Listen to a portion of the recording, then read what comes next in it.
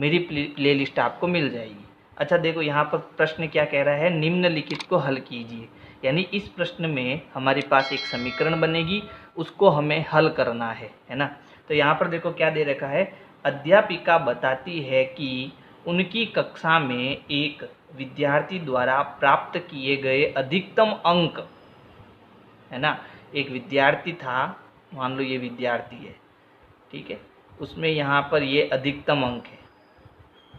तो ये कह रहा है कि विद्यार्थी द्वारा प्राप्त किए गए अधिकतम अंक, ये जो अधिकतम अंक है ना, वो प्राप्त किए गए न्यूनतम अंक का दुगना जमा 7 है। जमा मतलब जोड़, जमा मतलब जोड़, ठीक है। वो न्यूनतम अंक, न्यूनतम अंक, न्यूनतम अंक का मतलब होता है गुणा। मैंने आपको पहले बताया है ना, का मतलब होता है गुणा, और किसका गुणा, दुगना, यानी 2 का गुणा, फिर जमा 7, ठीक है, 7 है। यानी ये जो न्यूनतम है उसका 2 से गुणा हो रहा है और फिर उसमें कितना जोड़ा जा रहा है, 7 जोड़ा जा रहा है, ठीक है। तो प्राप्त किए गए अधिकतम अंक 87 है, प्राप्त किए गए अधिकतम अंक 87 है। तो न्यूनतम अंक क्या है, तो सबसे पहले किसका पूछ रहा है, न्यूनतम अंक का पूछ रहा है। तो जिसको आपको ज्ञात करना है उसे आपको x मानना है। समझ में आया। तो यहाँ पर हम लिखेंगे माना न्यूनतम अंक, न्यूनतम अंक x है, माना न्यूनतम अंक जो है वो x है। और फिर ये क्या कह रहा है, ये अधिकतम अंक और ये न्यूनतम अंक कब बराबर होंगे, बताओ कब बराबर होंगे। जैसे मान लो यहाँ 2 है, ये न्यूनतम अंक है, और यहाँ 10 है, ये अधिकतम अंक है। तो ये दोनों बराबर हो गए क्या, नहीं हुए, है ना। तो अब मुझे इसको बराबर करना है, कैसे करूँ, यहाँ 5 का गुणा कर दो, 5 दूनी 10, ये 10 हो गया और ये 10 हो गया। यानी जो भी काम होगा वो न्यूनतम अंक में होगा, जो भी काम होगा वो क्या होगा, न्यूनतम अंक में होगा। तो यहाँ पर देखो, यहाँ पर हमें क्या दिया कि न्यूनतम अंक मैंने क्या माना, x। फिर ये किसके बराबर करना है हमें, अधिकतम अंक, अधिकतम अंक हमें कितना दिया, 87, ये 87 यहाँ लिख दो। ये दोनों बराबर नहीं होंगे, नहीं होंगे ना। तो अब ये यहाँ पर प्रश्न क्या कह रहा है कि यहाँ पर विद्यार्थी द्वारा प्राप्त किए गए अधिकतम अंक जो है वो प्राप्त किए न्यूनतम अंक का दुगना, न्यूनतम अंक का दुगना, ठीक है, जमा 7 है, जमा यानी प्लस 7 है मतलब बराबर 87 हो जाएगा। तो हमें पता है कि हम गुणा नहीं लिखते हैं, तो हमारे पास समीकरण क्या बनी, 2x + 7 बराबर 87, ठीक है। अब हमें बताना है ये न्यूनतम अंक कितना है। अभी तो हमने न्यूनतम अंक क्या माना, x। अब हमें इस x को ज्ञात करना है, तो इस समीकरण को क्या करेंगे, हल करेंगे, है ना। तो क्या करेंगे, पहले ये 7 उधर जाएगा तो प्लस का क्या हो जाएगा, माइनस हो जाएगा। तो ये 2x बराबर 87, ये सब तो अपनी जगह पर है। कौन जा रहा है उधर, ये प्लस का 7 उधर जा रहा है, तो प्लस का क्या हो जाएगा, माइनस हो जाएगा, ये माइनस का 7 हो जाएगा। अब पहले हमें घटाना है, घटाओ, देखो यहाँ पर 2x बराबर 87 में से 7 गया, कितना बचा, 80। अब ये देखो 2 गुणे में है तो उधर किस में जाएगा, भाग में। तो जो नहीं गया उसको लिख दो, ये दोनों नहीं गए, कौन गया, 2, ये भाग में आ जाएगा। इसका जब हम भाग देंगे तो x बराबर कितना मिलेगा, 40। तो हमारे पास जो न्यूनतम अंक है, न्यूनतम अंक कितना आया, 40। इस प्रकार से आपको प्रश्न करने हैं। दूसरा प्रश्न है, किसी समद्विबाहु त्रिभुज में आधार कोण बराबर होते हैं, शीर्ष कोण 40 डिग्री है, इस त्रिभुज के आधार कोण क्या है। तो देखो समद्विबाहु त्रिभुज के बारे में आप जानते होंगे, 6th क्लास में आपने पढ़ा है कि जो समद्विबाहु त्रिभुज होते हैं उसके आधार कोण बराबर होते हैं, यानी ये नीचे वाले जो कोण हैं वो बराबर होते हैं। अब कितने हैं वो हमें पता नहीं है, तो हम इन दोनों को x मान लेते हैं, दोनों बराबर है तो x हो गया। ये शीर्ष कोण है, शीर्ष कोण कितना दिया हुआ है, 40 डिग्री दिया हुआ है। फिर एक लाइन नीचे लिखी हुई है प्रश्न के अंदर कि त्रिभुज के तीनों कोणों की जोड़ होती है वो कितनी होती है, 180 होती है ना।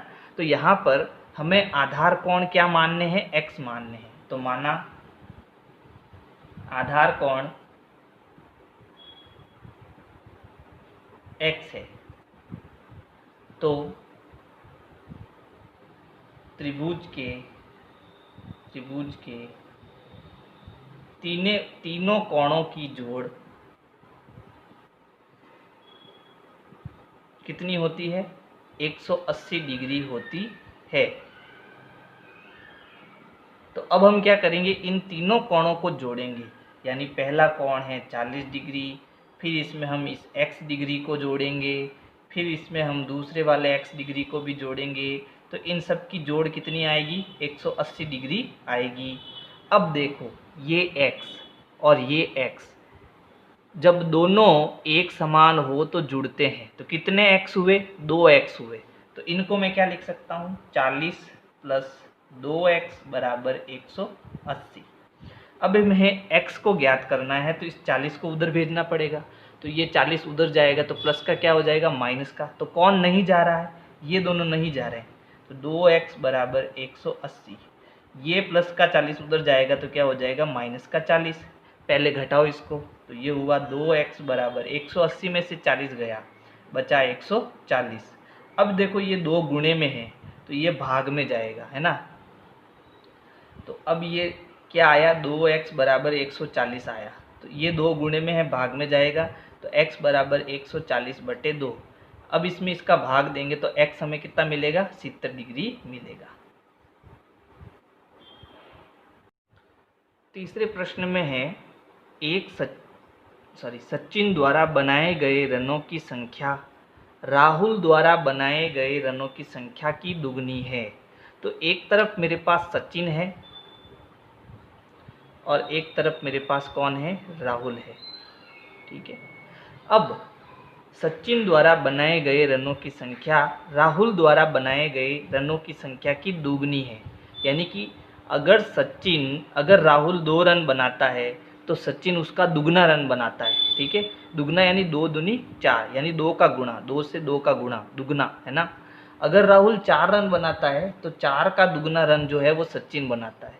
अगर राहुल 8 रन बनाता है तो 8 का दुगना सचिन बनाता है। अगर राहुल x रन बनाता है तो सचिन कितना बनाता है? 2 into x, 2 into x run बनाता है। बात समझ में आई, है ना। क्योंकि यहाँ प्रश्न में साफ साफ लिखा हुआ है कि सचिन द्वारा बनाए गए रनों की संख्या राहुल द्वारा बनाए गए रनों की संख्या की दुगनी है। यानी राहुल जितने भी रन बनाएगा उसका दुगना सचिन बनाएगा। ठीक है। तो अगर राहुल x रन बनाता है तो सचिन इसका दुगना बनाता है ना। तो ये लाइन हमें लिखनी है, माना राहुल x रन बनाता है तो सचिन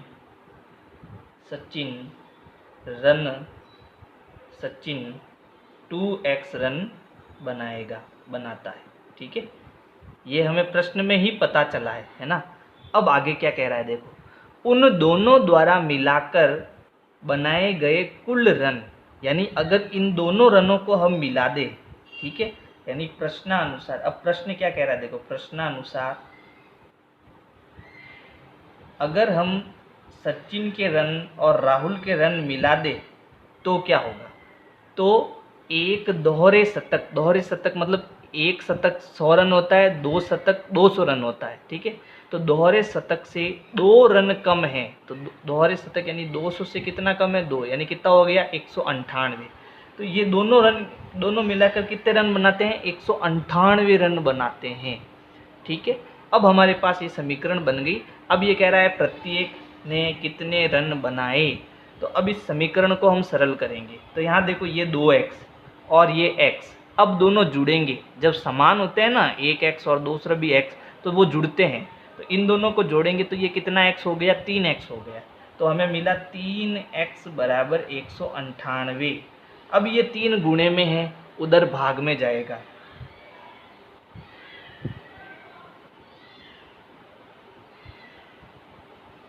देखो अब क्या हुआ, ये x फिर ये 198 है, ये 3 गुणे में है, बट्टे में आएगा, ये बट्टे में आ गया। भाग देंगे 198 में 3 का, तो 6 3 18, पीछे बचा 1, ये 18, 6 3 18। ठीक है। तो x का मान मेरे पास कितना आया? 66। अच्छा, x कौन है? x राहुल है, यानी राहुल के जो रन हैं, राहुल के जो रन है वो कितने हैं, 66 रन है। समझ गए। अब सचिन के रन कितने हैं भाई, सचिन के रन हमने कितने माने, 2x। सचिन के रन कितने हैं, 2x। तो x मैंने कितना निकाला, 66, और 66 से गुणा हो जाएगा, यानी जितने राहुल बनाएंगे उससे दुगना कौन बनाएगा, सचिन बनाएगा। तो इसका 2 से गुणा कर दो, तो ये हो गया 6 दूनी 12, हसल का 1, 6 दूनी 12 और 1 13, 132 रन। तो सचिन कितने रन